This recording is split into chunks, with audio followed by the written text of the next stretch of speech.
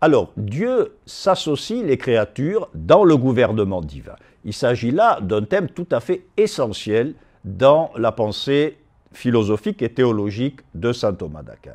À savoir, et c'est une expression qu'on trouve dans la Somme contre les gentils, que enlever quoi que ce soit à la causalité des créatures, c'est-à-dire au fait que les créatures agissent vraiment, c'est enlever quelque chose à la gloire de Dieu. En quel sens? Au sens que Dieu n'a pas créé des illusions. Dieu n'a pas créé des ectoplasmes, il a créé des êtres réels, et un être réel est un être qui est capable d'agir. L'action étant la manifestation même de l'être. Et cette théorie selon laquelle Dieu s'associe les créatures est évidemment décisive puisqu'elle souligne le rôle des médiations créées, que ce soit dans l'ordre naturel ou que ce soit dans l'ordre surnaturel. La médiation du Christ, la médiation de l'Église, la médiation des prêtres, la médiation des sacrements, tout cela finalement est une application de ce grand principe selon lequel c'est à travers les créatures que Dieu ramène à lui les créatures. Saint Thomas a un adversaire dans ce domaine, c'est l'occasionnalisme. Alors qu'est-ce que c'est que l'occasionnalisme? L'occasionnalisme, c'est une théorie philosophique qui a de profondes racines religieuses et qui, dans le fond, est une application religieuse du platonisme. C'est-à-dire l'idée que le seul acteur réel, c'est Dieu. Les créatures semblent agir, mais à la vérité, si on ne veut pas enlever quelque chose à la gloire de Dieu, il faut limiter et même exténuer la causalité des créatures. Occasionnalisme vient du terme occasion, qui signifie que c'est à l'occasion de certains mouvements des créatures que Dieu et Dieu seul agit. L'exemple classique, c'est l'exemple du coton, qui est approché du feu et qui s'embrase et se consume. On peut penser que c'est le feu qui a détruit le coton.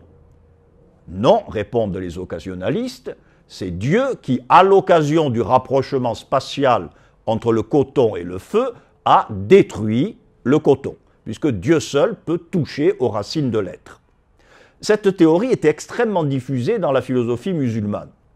Pourquoi? Parce que on pensait que la seule manière de préserver la transcendance de Dieu, c'était de lui réserver toute action. L'homme, la créature, n'agit pas réellement, mais c'est Dieu qui, à l'occasion de certains mouvements des créatures, agit. Saint Thomas a critiqué très fortement l'occasionnalisme et toute sa théologie du gouvernement divin est une réfutation de l'occasionnalisme. Parce que saint Thomas est convaincu que ce qui rend gloire à Dieu, ça n'est pas l'exténuation de la créature, mais au contraire la mise en valeur de sa causalité, de son activité. Donc, créer une cause, créer un être capable de créer, non pas de créer, puisque Dieu seul crée, mais enfin, créer un être capable de causer, c'est-à-dire de transmettre ce qu'il a lui-même reçu, est plus grand, plus glorieux que transmettre simplement.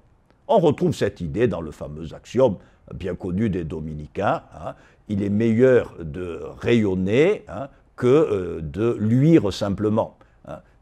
Il faut transmettre ce que l'on a soi-même reçu. Alors, comprenons bien que cette coopération des créatures est réelle, mais, et c'est une autre erreur qu'il faut éviter, il ne s'agit pas du tout d'une délégation, d'une sous-traitance. D'aucune manière, Dieu ne se retire pour que la créature puisse agir.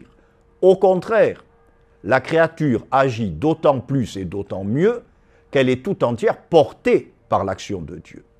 Donc, il ne faut pas s'imaginer que Dieu doive se retirer, se limiter pour que la créature puisse agir. C'est tout au contraire, parce que Dieu est présent à la créature, agissant en elle, que la créature peut pleinement se déployer.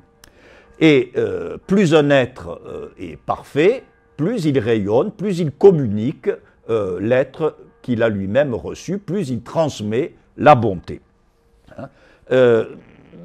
peut prendre une manière de dire qui est que cette action des créatures les unes sur les autres contribue à la bonté de l'univers. En quel sens? En quel sens?